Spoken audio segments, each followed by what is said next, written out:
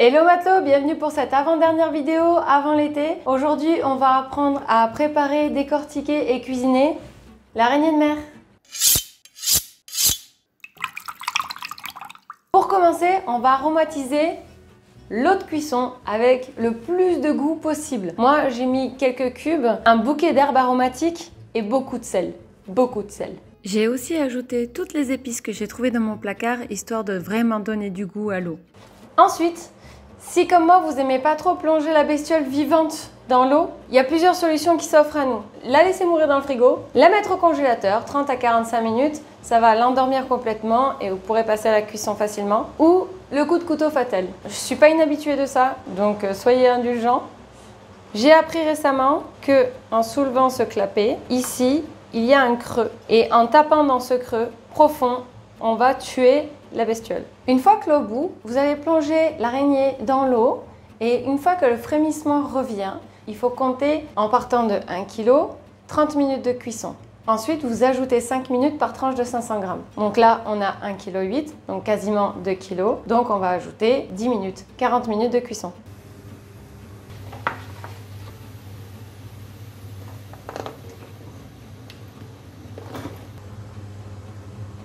Une fois qu'on l'a laissé refroidir au frigo, on va la décortiquer. Pour décortiquer l'araignée, c'est assez simple.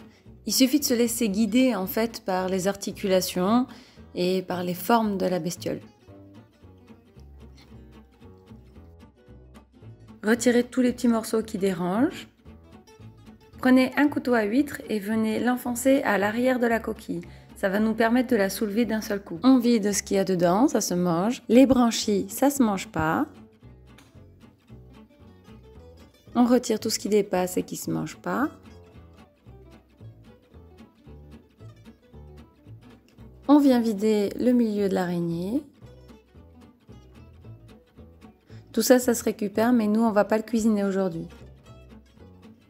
Ensuite, je retire les articulations qui restent. Vu que j'ai mis un coup de couteau pour tuer l'araignée, ça s'est scindé en deux tout seul. Sinon, il faut le couper en deux à cet endroit-là, puis recouper en deux dans la largeur. Ce qui nous permet d'accéder à toutes les petites alvéoles. Alvéoles que l'on peut vider soit à la petite cuillère, mais c'est tout de même beaucoup plus pratique avec un couteau à huître.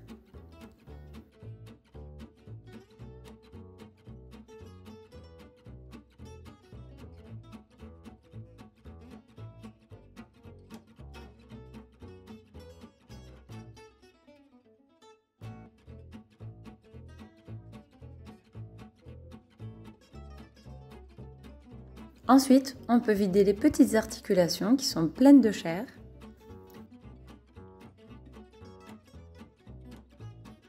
Puis c'est le tour des pattes. Simplement avec le manche du couteau à huître, on vient taper d'un coup sec mais pas trop fort, histoire de fendre la coquille pour pouvoir récupérer la chair qu'il y a dedans. Il faut répéter l'étape pour chaque segment. Pour les grosses pinces, c'est exactement pareil. On va fendre la coquille, la casser et retirer pour aller récupérer la chair qui est à l'intérieur.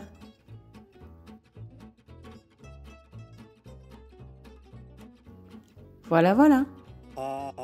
Pour la recette, il nous faudra de l'ail en poudre, un œuf, du persil et de la coriandre, de l'aneth, du sel, de l'échalote, du piment d'Espelette, du paprika, de la chair d'araignée de mer, de la poudre à lever, de la ciboulette fraîche et de la farine. On émince les herbes aromatiques, on cisèle l'échalote, puis on vient mélanger dans un récipient la farine, la poudre à lever, le sel, le piment d'Espelette, le paprika,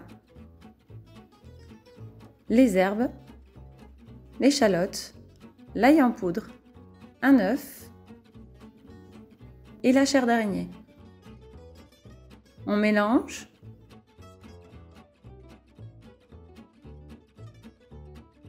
Rajoutez un petit peu d'eau pour pouvoir obtenir une pâte collante.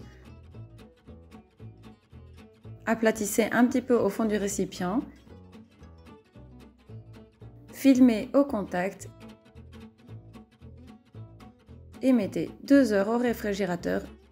Faites chauffer l'huile et insérez délicatement les boulettes d'acra dans l'huile. Laissez cuire jusqu'à ce que ça remonte à la surface. Et voilà, c'est prêt!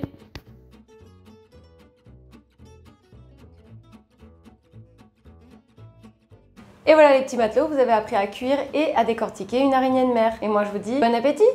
Ciao.